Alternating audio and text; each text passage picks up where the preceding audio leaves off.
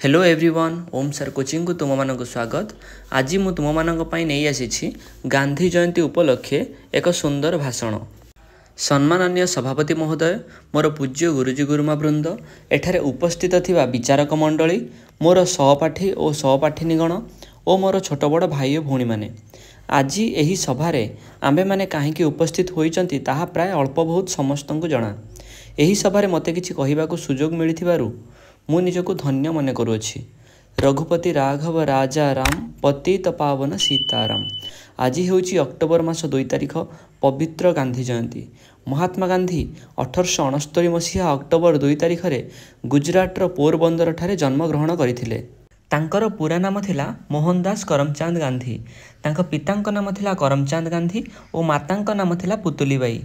आम देश भारतवर्ष हेउछि योगी ऋषि और महापुरुषों देश। प्रतिटी विपद संकुल परिस्थिति भारतवर्ष को विकासशील और समृद्धिशील राष्ट्र रूपे गढ़ी तोलिबारे महापुरुष मानक भूमिका अत्यंत गुरुत्वपूर्ण। सही महापुरुष मानक मध्यरे महात्मा गांधी अन्यतम। भारत माता को पराधीन रूपक अंधकार स्वाधीनता रूपक रंगीन आलोक आलोकित करने सत्यपथर मार्गदर्शिका रूपे महात्मा गांधी जन्म। से थिले सत्य और अहिंसार पूजारी। सत्य थिला तांकर लक्ष्य और अहिंसा थिला तांकर पथ। महात्मा गांधी मैट्रिक पास करिबा परे उच्च शिक्षा पई इंग्लैंड जाइथिले। सेठारु फेरी से वकिलाती करिथिले। से समय रे आम देश भारतवर्ष ब्रिटिश सरकारक अधीन रे थिला। से भारतवासी माननकु सत्य पथरे लढ़ी आगे जीवाकु प्रेरणा देउथिले। आंठू उपरकु थिला धळा धोब फरफर रंगर हाथ बुणा लुगा और हाथ रे खंडिए बाड़ी।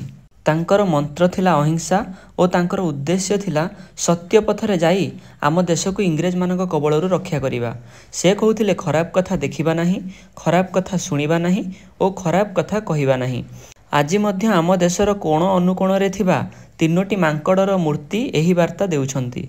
किंतु समस्त भारतवासी मनरे डर थिला जे सतरे कौन सत्य और अहिंसा पथरे जाई जगतर सर्वबृहत साम्राज्यर भित्तिमूल दोहलाई हेबो।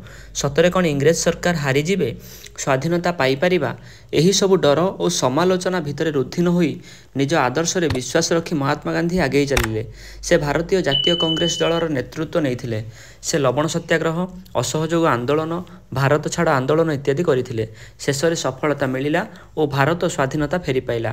मुक्त आकाशर विहंग परी भारतवासी उड़ीबार सुजोग पाई परिले। सेथिपाई महात्मा गांधी को जातिर पिता बोली आख्या मिलिथिला। गांधीजी पत्नी नाम थिला कस्तूरबा। कहिबा आगरु करिबा कथाटी बुझाइबाकु जाई महात्मा गांधी सबुदिन पई लुण छाड़ी देइथिले। एकदा कस्तूरबांकर देह असुस्थ हेबारु महात्मा गांधी तांको लुण खाइबाकु मना करिथिले। किंतु कस्तूरबा कहिथिले बिना लुण रे खाद्य खाई हेबो नाही, प्रथमे निजे करी देखाओ। एही कथा सुनी महात्मा गांधी निजे लुण खाइबा बंद कर देइथिले। शेषरे 1948 मसीहा जनवरी 30 तारिख रे नाथुराम गडसे नामक व्यक्ति गांधीजी को गोली करी हत्या करथिले। से तांको जीवनर शब्द तरंग मध्यरे अनेक महान काम करी सारा विश्व रे चिरस्मरणीय होई रहिचंती। 1947 मसीह आम देश स्वाधीन है सत, किंतु से कहिथिले जेउ दिन आम देशर नारी राति रे एका निर्भय रे बुली परिबो सही दिन ही आमे प्रकृत रे स्वाधीनता पाइबा। किंतु एबे झीटी राति तो दूरर कथा, दिन दुई पहर रे मध्य एकाकी सुरक्षित नुह।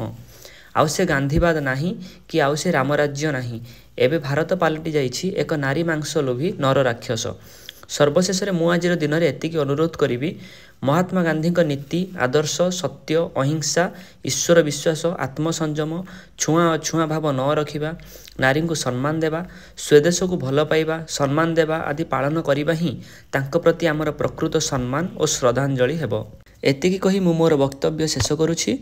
मोर वक्तव्य रे जदि किछि त्रुटि थाए तेबे मते क्षमा करिवे। जय हिंद। ए थिला आजिर वीडियो।